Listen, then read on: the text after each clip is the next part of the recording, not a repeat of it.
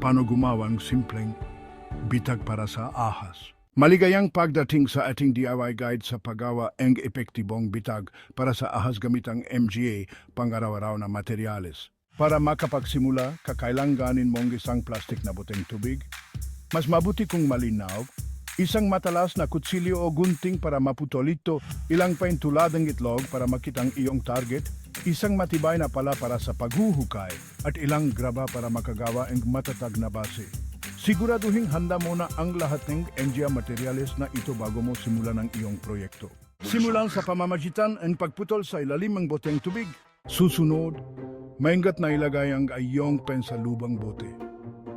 Ang itlog ay napakahusay gumana dahil ito ay lubhang kakit-akit sa maraming uring ahas. Siguraduhin na ang itlog ay ligtas na nakalagay sa gitna ng bote.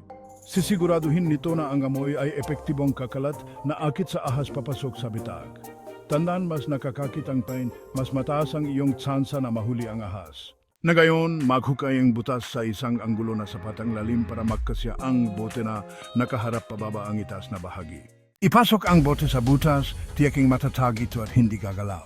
Palibutan ang boteng graba para maghalo ang bitag sa natural na kapaligiran.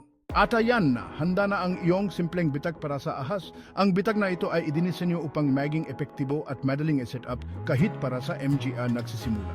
Tandaan, kaligtasan muna kung wala kang karanasan sa MGA ahas. Lalo na sa MGA makamandag, makipag-ugnayan sa isang profesional.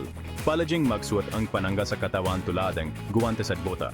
Siguraduhin ilagay ang bitag sa lugar kung saan karaniwang nakikita ang MGA ahas. Regular na surin ang bitag upang matiyak na gumagana ito ang mayos. Kung nakahuli kang ahas, hawakan ito ng may matinding pag-ingat o tumawag ang isang professional para ligtas itong malis. Salamat sa panunod.